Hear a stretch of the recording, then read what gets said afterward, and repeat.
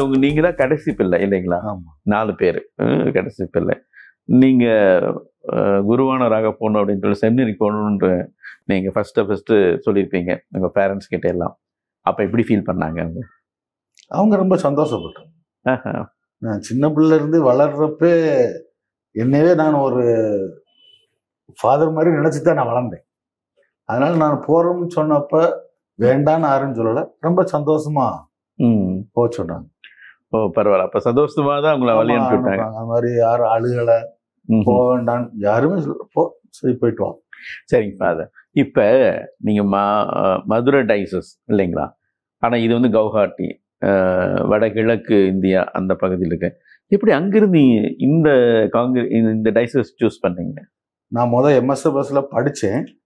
ஆனால் அங்கே படிக்கிறப்ப பெங்களூர்ல சூர்யா காலேஜ்னு ஒரு காலேஜ் இருக்கு. அங்கே தான் ஃபிலாசபி படித்தேன். ஆனால் அங்கே படிக்கிறப்ப நிறைய வேற வேற மாநிலத்துல இருந்து வர்ற என் கூட படித்தவங்க நான் சந்திக்கிறதுக்கு வாய்ப்பு கிடைச்சு. Okay okay. அப்போ நான் என்ன நினைக்கிறேன், நம்மளும் ஏதாவது கொஞ்சம் தூரத்துக்கு போகலாமே. இப்போ நம்ம வந்து சில பேர் நம்ம ஊர் வந்து டெல்லியில இருக்காங்க, சில பேர் குஜராத்தில் இருக்காங்க, இந்த பக்கம் யாருமே இல்லையே. அப்போ வந்து ட்ரெயின் வந்து சென்னையில இருந்து குவஹாத்தி வரைக்கும் தான் வரும். அதுக்காக ட்ரெயின் இல்லை. ஓ சரிங்க. 97ல் அப்படி கொஞ்சம் தூரமா போவோமே அப்படின்ட்டு நான் போய் அங்கே இருக்க ஃபாதர்கிட்ட சொன்னேன், எனக்கு கொஞ்சம் தூரமா போனதா நீங்க பண்ண முடியுமா. அப்போ வந்து எங்க ஆயர் ஒரு பெங்களூர்ல ஒரு மீட்டிங் வந்திருந்தார். சரிங்க. அவர் வந்து என்னை பாட்டு ரொம்ப இவ்வளவு ஸ்ட்ராங்கா இருக்கான், நான் கூப்பிட்டுக்கிறேன்னு அப்படியே ஒன்று கூப்பிட்டேன்.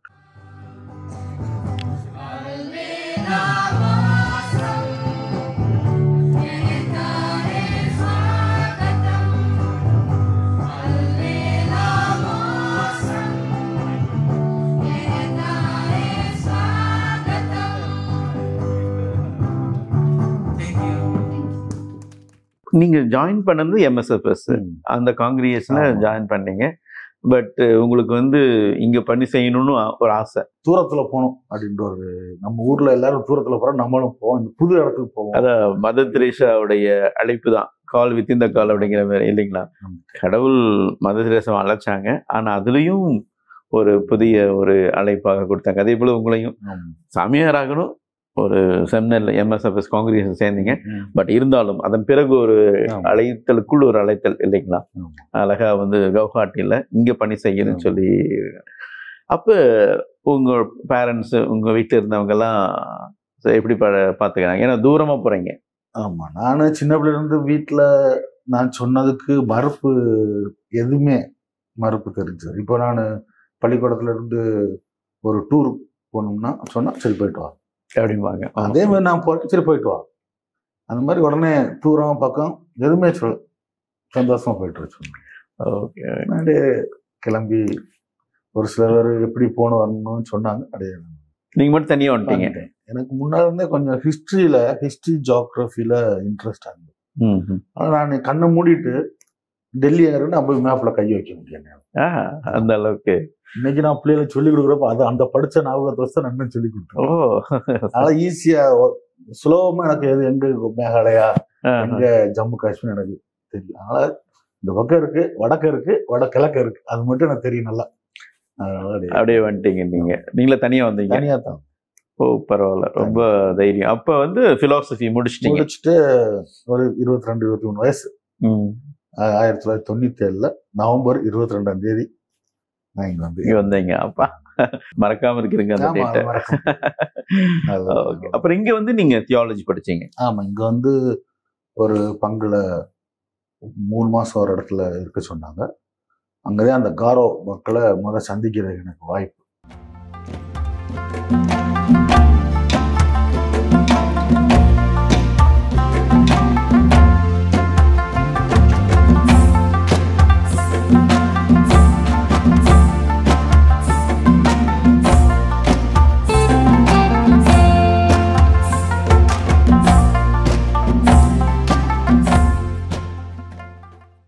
காரோங்கிறது ஒரு ட்ரைப் மக்கள். அங்க ஒரு 3 மாசம் இருந்தேன்.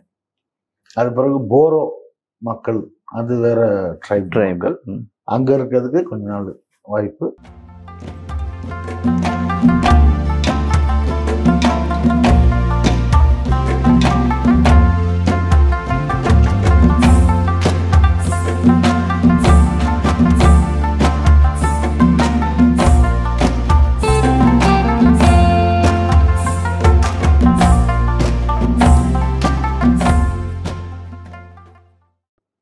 பிறகு உடனே எனக்கு இறையியல் படிக்க ஷில்லாங் அனுப்பிட்டாங்க. ஷில்லாங்கில் படிச்சீங்க? ஆமாம்.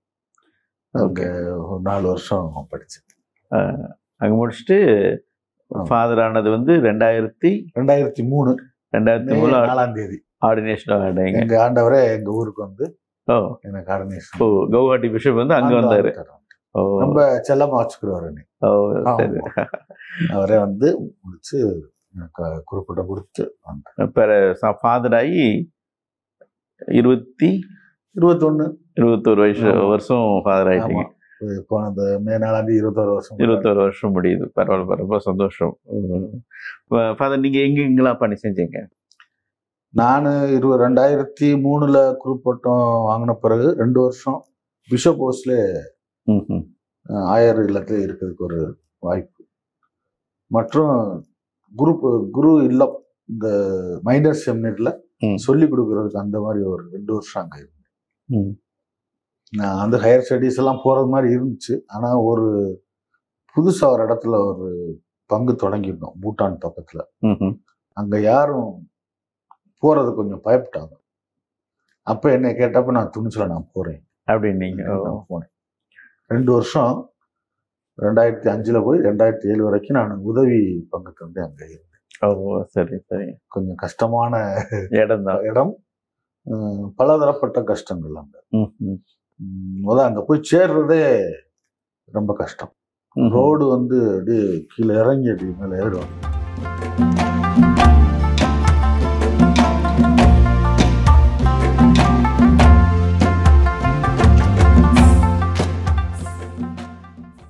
ஐயோ பிரதர், பயங்கரமான ரோடு. இத்தனை மேடு இத்தனை பள்ளம் பயங்கரமா இருக்குது. பரவாயில்ல, இப்போதான் வந்து சேர்ந்துட்டோம்னு நினைக்கிறேன். ஆமாம், இதுதான் சர்ச்சு. Okay okay okay. இப்படியும் ஒரு சர்ச் இங்கே இருக்குது இல்லை சார்?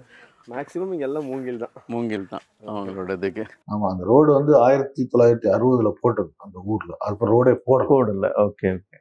10-12 கிலோமீட்டருக்கு 2 மணி நேரம் 3 மணி நேரம் ஆகும் வண்டியில் போகும்போது. வண்டியில் போகிறேன், நான் நடந்தே போயிடுவேன். ஏன்னா அந்த வண்டியில் போயிட்டு ரொம்ப கஷ்டம். நடந்தே போயிடுவேன். 12 கிலோமீட்டர் நடந்துடும். நடந்து போயிடுவோம். இந்த மாதிரி மக்களுக்கு சோகம்லன்னு கூப்பிட்டாலும் நாங்கள் நடந்து தான் போயிட்டு வர்றது. ரொம்ப நடந்து போகிறது ரொம்ப நல்லா இருக்கும் உங்களுக்கு, வண்டியில் போயிட்டு வர்றதை விட. நடந்து போன, அதாவது ஒத்தடி பாதை எல்லாம் அடி போயிட்டு வந்துடலாம். அப்பயும் வந்து கீழே இறங்கி போறது தான். ஆமா, ஒரு மாதிரி ரொம்ப காடான இடம், ஆணைகள் தொல்லைகள் அதிகம். ஆமா, நைட்ல நிம்மதியா தூங்க முடியாது. நாங்க வந்து அந்த பங்கு ஆரம்பிச்சப்ப சும்மா ஒரு தகரம் போட்ட இடத்துலதான் வச்சு ஆரம்பிச்சோம். எனக்கு ஒரு பங்கு தந்தை இருந்தார், இப்பதான் சமீபத்தில் இறந்து போயிட்டாரு. ஃபாதர் நசரேன் அச்சாரியான்னு சொல்லிட்டு கன்னியாகுமரி ரொம்ப நல்ல உழைப்பாளி. 2 பேரும் இருந்தோம். அவரு 2 பேரும் மாத்தி உழைப்போம். அந்த இடத்துல இருந்து கஷ்டமான வாழ்க்கை ரொம்ப சந்தோஷமா ஆரம்பிச்சதுன்னு சொல்லலாம். Okay okay okay. ஆணைகள் மத்தியில வாழ்ந்தது இன்னைக்கு அது ஒரு நல்ல இடமா மாறியது. ரொம்ப முன்னேறிடுச்சு அந்த இடம். Okay okay. கடவுள் புண்ணியத்துல நான் எங்கெங்க போய் கஷ்டப்பட்டு 1 வருஷமோ, எங்கே 1 வருஷம் இல்லை 2 வருஷமோ 5 வருஷமோ செஞ்சோம்னா அது ஒரு 5 வருஷம் கழிச்சு என்னையில நம்ப முடிய அளவுக்கு டெவலப் ஆயிருக்கு. ஓகே. பூட்டான்ல அந்த பக்கத்துல நீங்க ஆரம்பிச்ச அந்த பங்குல என்னென்ன ஒர்க் பண்ணீங்க, எப்படி இருந்துச்சு, அதோடைய அனுபவங்கள் கொஞ்சம் சொல்லுங்களேன். உதவி பங்கு தந்து நான், எனக்கு மொழியெல்லாம் ஒன்றும் தெரியாது. ஹிந்தி லேசா தெரியும். நான் ஹிந்தி அவ்வளவா ஆர்வம் எடுத்து படிச்சது இல்லை. சரிங்க. நான் நினைச்சது நம்ம ஃபாதர் ஆன பிறகு நம்மளை படிக்க அனுப்புவாங்க வெளிநாட்டுல, நம்ம படிச்சுட்டு வந்து பசங்க இது செமினர்ல சொல்லி டீச் பண்ணோம்னா போதும். அது மாதிரிதான் என்னுடைய எண்ணம் இருந்தது. ஆனா அந்த இடத்துல எனக்கு முன்னால 4 பேரை அனுப்பி 4 பேரும் பல காரணங்களால அங்க போக முடியாம நான் போன பிறகு எனக்கு ரொம்ப கஷ்டமா இருந்துச்சு. ஆனா கூட இருந்த ரொம்ப சப்போர்ட். நாளைக்கு என்னால படிக்க முடிஞ்சா ஏன் உன்னால படிக்க முடியாது அப்படின்னு சொல்லுவேன். உனக்கு இருக்க அறிவு எனக்கு 5% தான் இருக்கு, உன்னால முடியும். ஆனா நானு உண்மையத்தான் சொல்றாரா இல்ல ஜோக் அடிக்கிறாரா ஃபாதர் அப்படின்னு நினைச்சுக்கிட்டே இருக்கேன். ஒரு 3 மாசம் அப்படியே போகுது. என்னால நான் போய் மக்களுக்கு ஏதாவது சோகம் இல்லைன்னா செஞ்சுட்டு அது கம்யூனியன் கொடுத்துட்டு வந்துடுவேன். ஆனா போய் மைக்க பிடிச்சி பிரசன் என்னால பண்ண முடியும். அவங்க இந்த லாங்குவேஜ் தெரியாதுனால. அங்க ஒரு 3 மொழி.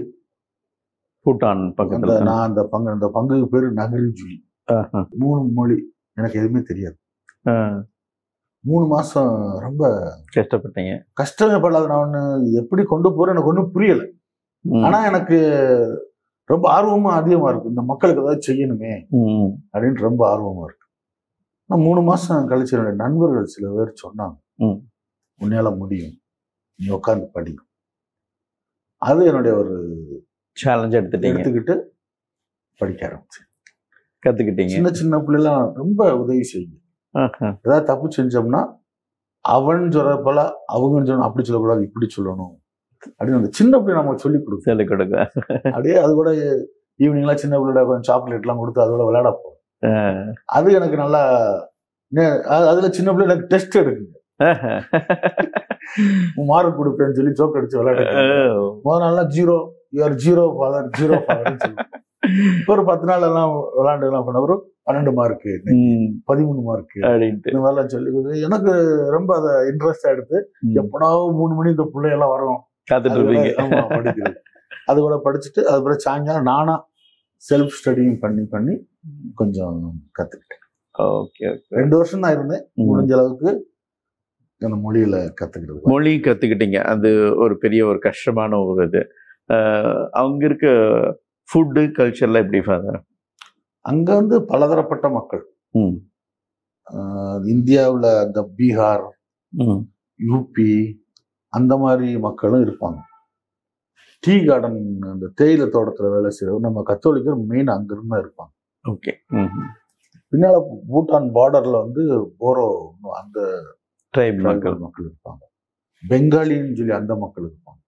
அங்க வந்து ஒரு ஒரு இந்தியாவுக்குள்ள இன்னொரு இந்தியானே சொல்லலாம், அந்த மாதிரி இருக்கும். இதுதான் உங்களுடைய ஸ்வீட்ஸ். ஃபாதர் இதுக்கு பேர் என்ன ஃபாதர்? பிமுங் மை Tinggal di kude kilbora ni kan? கில்பொரா. Steam kan? எந்த இதுக்கு? Ayo kartun sa, ada mai ba puwa man pita ni kan? புவா பிட்டா. இது வந்து ஃபேமஸ் இல்லைங்களா அவங்களுடைய culture food. Ya kude jacket panti ni kan? Jacket பந்தே. Pita. Ada round pita ni kan? எப்போயெல்லாம் father sisters அவங்க வீடுகளை சந்திக்க போகும்போது அவங்களுக்கு டீ கொடுப்பாங்க. அந்த டீ அந்த ஃபாதரோ சிஸ்டரோ வாங்கி குடித்தாங்க அப்படின்னா அது அந்த வீட்டுக்கு ஒரு மிகப்பெரிய ஆசீர்வாதம் என அவங்க நினச்சிக்குவாங்க.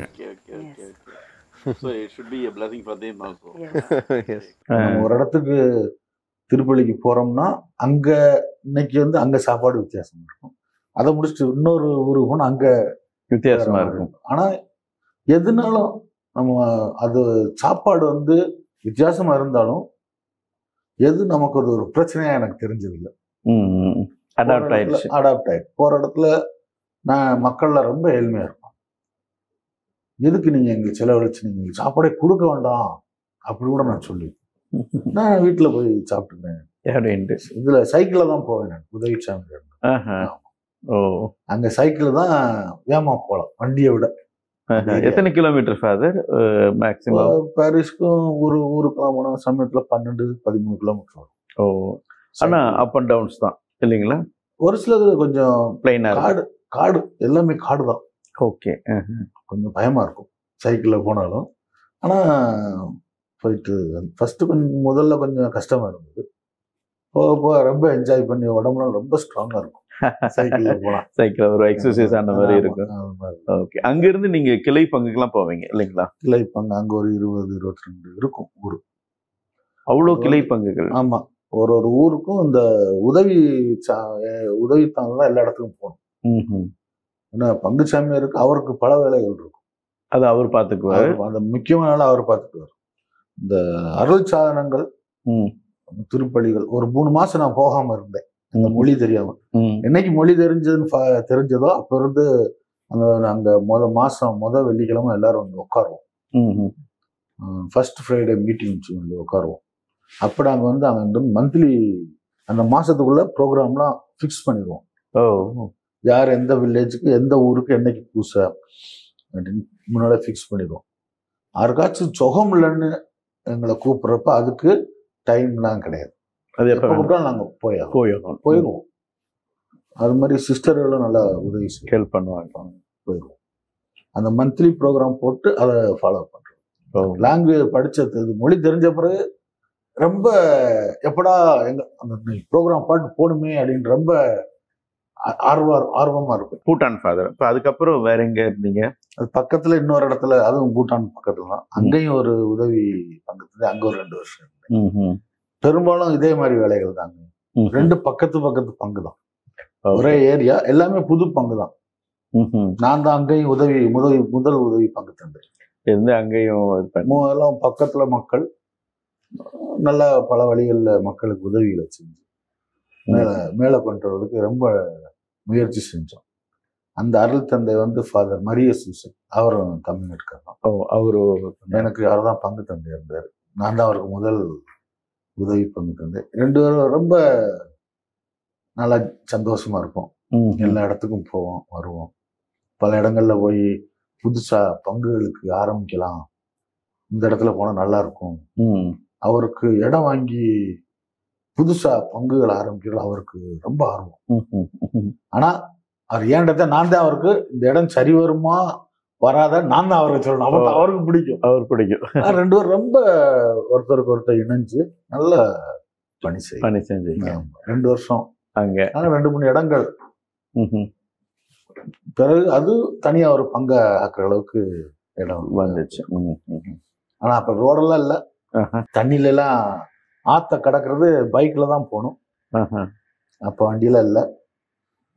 அந்த பைக்கை தூக்கி ஒரு படகுல வச்சுட்டு தான் நாங்க போகணும். அப்புறம் ஒரு சில இடத்துல அப்படியே இதா கவுந்துரும். அந்த மாதிரி அனுபவம் ஆமா இருக்கு. கவுந்துரும். பைக் என் முதுகுல இருக்கும். அப்படியெல்லாம் போய் இப்ப அந்த இடங்கள்லாம் இப்ப 15 வருஷமா நல்லா ரெடி ஆகி நிறைய கத்தோலிக்கர் மக்கள் உள்ள திருச்சபைக்குள்ள வந்து நல்ல நல்ல பங்குகளா இருக்கிறப்ப பாக்குறப்ப அது யாருக்குன்னா தண்ணியில் நாங்க விழுந்தது எங்க 2 பேருக்கு தான் தெரியும். ஆனா இன்னைக்கு அந்த அளவுக்கு அது ரொம்ப உயர்ந்து வந்திருக்கேன்னு ரொம்ப சந்தோஷமா இருக்கும். அந்த வழியா போறப்ப ஒரு ஆண்டவரே நன்றி அப்படின்ட்டு ஒரு கருவி அந்த இடத்துக்கு பயன்படுத்திருக்கேன். ரொம்ப சந்தோஷமா இருக்கும். அது மாதிரி ஒரு சில வயசானவங்க அந்த ஏரியாவில் வேலை செஞ்சவங்க எங்கேயாச்சும் நம்ம போறவ பார்த்தா ரொம்ப வந்து கட்டி தழுவி சொல்லுவாங்க, வந்து உங்க கால் பட்டுச்சு இன்னைக்கு எங்கேயோ நாங்க போயிட்டோம். ரொம்ப சந்தோஷமா இருக்கும். ஓகே, அவங்களுடைய கல்ச்சர்ல உங்களுக்கு ரொம்ப பிடிச்சது இல்லைன்னா ஒரு வித்தியாசமான இந்த கல்ச்சரை நான் பார்த்தேன் அப்படின்ட்டு ஏதாவது சொல்ல முடியுமா ஃபாதர்? அந்த மக்கள் வந்து ரொம்ப சாதாரண மக்கள். அவங்க வந்து நிறைய பேர் அவங்க ஈஸியா ஏமாத்திடுறாங்க. மனசு கஷ்டமா இருக்கும் அவங்கள பாக்குறோம். இப்போ ஒரு பெண் திருமணம் ஆகி குழந்தைகள் பெற ஸ்டேஜ்ல வந்தப்புறம் அவங்ககிட்ட கையில ஒண்ணு இருக்காது. அதனால என்ன பண்ணுவாங்க, நாளைக்கு பெண் அந்த டெலிவரி ஸ்டேஜுக்கு வர்றப்ப அவங்ககிட்ட பணம் இருக்காது. இப்போ நாங்கள் இருந்தால் எங்கிட்ட வந்து கேட்பாங்க, நாங்கள் கொடுக்கணும், ஏதாவது கொடுத்து உதவி செய்வோம். அந்த கலாச்சாரம் என்னன்னா அந்த சேமிப்புன்ற கலாச்சாரம் அவங்ககிட்ட இல்லை. ரொம்ப கஷ்டம். அவங்க என்ன பண்ணிடுவாங்கன்னா அந்த கொஞ்சம் இடம் வச்சிருப்பாங்க, அந்த பக்கத்தில் வேற மக்கள்கிட்ட போய் கொடுத்துட்டு இடத்த கொடுக்க மாட்டாங்க. 10,000 ரூபா கூட இடத்த நீ பார்த்துக்க, அந்த 10,000 ரூபா வாங்கிட்டு ஹாஸ்பிட்டலுக்கு கொண்டு போவோம். அந்த சேவிங்ஸ்க்கு கிடையாது அவங்களுக்கு. நம்ம எவ்வளோதான் சொன்னாலும் அதை அவங்க கற்றுக்கிற மாட்டாங்க. அந்த அந்த குழந்தை பிறந்து குழந்தை 5ஆம் கிளாஸ் படிச்சுட்டு இருப்பான், 10 வருஷம் ஆயிருக்கும், அந்த இடத்த திருப்ப முடியாது. ஏழ்மை சூழ்நிலை. ஏன்னா அந்த 10,000 ரூபாய்க்கு அவங்க வட்டியும் கொடுப்பாங்க, ஆனா இடத்த அவங்க திருப்பி கொடுக்க மாட்டாங்க. 10,000 ரூபாய கொண்டு கொடுப்பாங்க. அப்ப தமிழ்நாட்டுல இருந்து ஒரு பிரதர் இருந்தார், ஜேசுதாஸ், கொஞ்சம் சமீபத்தில் இறந்துட்டார், தவறிட்டார். அவர்கிட்ட இந்த மாதிரி பேசுறப்ப நம்ம எதாவது செய்ய முடியுமா பிரதர், இவ்வளவு மக்கள் கிறிஸ்தவ கேத்தலிக் மக்கள் இவ்வளவு கஷ்டப்படுறாங்க ஏதாச்சும். அப்ப அவர் எனக்கு ஒரு ஐடியா கொடுத்தார். அவருக்கு தெரிஞ்சவங்க சில கேத்தலிக்ஸ் வந்து திருப்பூர்ல பிசினஸ் நடக்கும். அவங்களுக்கு வந்து நம்ம ஆள் சப்ளை பண்ணலாம். ஆனா இது பயங்கர ரிஸ்கான வேலை. ஏன்னா வந்து இங்க இருந்து 4 நாள் 5 நாள் ட்ரெயின்ல போகணும். அதுல ஒரு 200 ரூபா நாங்க கொஞ்சம் கொஞ்சமா ஃபர்ஸ்ட் 20 பேர் அனுப்பினோம், 30 அந்த மாதிரி நாங்க அனுப்பினோம் வாலிப பசங்களை. அவங்க போய் அங்க போய் பார்த்த, தமிழ்நாட்டில் போய் பார்த்த பிறகு அவங்களுக்கு தெரியுது மக்களை இவ்வளவு கஷ்டப்பட்டு இவ்வளவு சம்பாதிக்க முடியுமா, சேமிக்க முடியுமா அப்படின்னு சொல்லிட்டு அந்த பசங்களே வந்து ஊர்ல நாங்க ஞாயிற்றுக்கிழமை மீட்டிங் எல்லாம் வைக்கிறப்ப அவங்களை நான் பேச வைக்கிறேன். இளைஞர்களுக்கு நீ பேசு, எப்படி சேமி பண்ண முடியும். போனவங்கள நிறைய பேர் வந்து திரும்பி வந்து அந்த இடங்களை திருப்பி வாங்கிட்டாங்க, எடுத்துட்டாங்க. அந்த குத்தகை கொடுத்ததை அப்படி எடுத்துட்டாங்க. ஆனா சில பேர் ஏன் மேல ரொம்ப கோபம் போடுவாங்க, இந்த இவர் வந்து எனக்கு எடுத்துட்டாரு எல்லாத்தையும். ஏன்னா இந்த மாதிரி நிறைய நிலங்கள் போயிடுச்சு, கத்தோலிக்கர் மக்கள் நிலம் போயிடுச்சு. இப்ப அவங்க வந்து ரொம்ப அந்த மக்கள் ரொம்ப முன்னேறி வந்துட்டு இருக்காங்க. அவங்களுக்கு தெரியுது இப்படித்தான் இருக்கணும், கிறிஸ்துவல நம்பிக்கை வேணும், விசுவாசம் வேணும், நம்ம உழைக்கணும் அப்படிங்கிற அந்த அளவுக்கு வந்துருக்கு. நல்லா இருக்கும் எங்களை பார்க்கறப்ப. நான் 8ஆம் கிளாஸ் படிச்சு நீங்க இருந்தப்ப இப்ப நான் ஒரு ஸ்கூல்ல வேலை செய்யறேன் அப்படின்னு ரொம்ப சந்தோஷமா இருக்கு. நல்லா இருக்கும்.